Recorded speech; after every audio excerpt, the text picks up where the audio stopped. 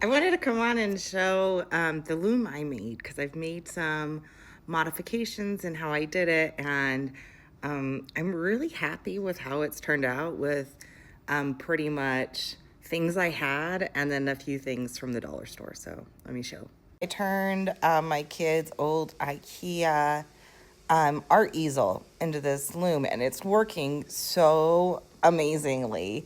Um, so what I did is I knocked out the whiteboard and the blackboard part.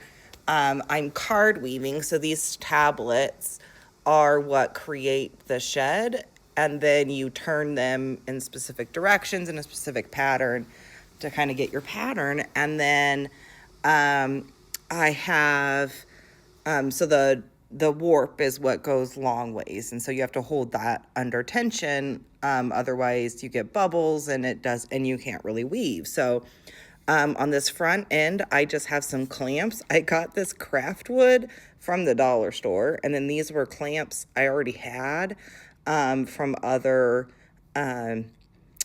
like yarn things I've had, like to hold like swifts and other things down. Anyway, so I just clamped it there. So that's holding this. And then as I move it forward, I just loosen these clamps and then pull my finished weaving forward.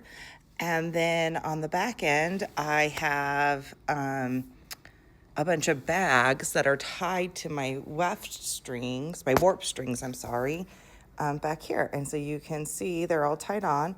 Some of these are ones I've made, and they each have a 1/4 pound in each bag, so they are all equally weighted. And then these were body scrub bags that I got from the dollar store because I didn't want to make a bunch more bags. And so they were 2 for $1.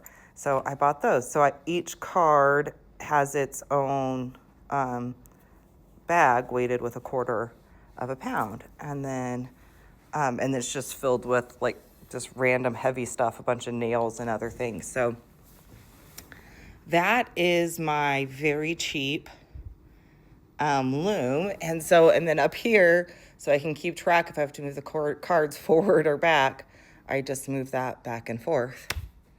And I very beautifully wrote F and B in Sharpie. So this is my very type B loom, but it has been the best loom for card weaving I've ever had because it neutralizes all the twist that happens at the top.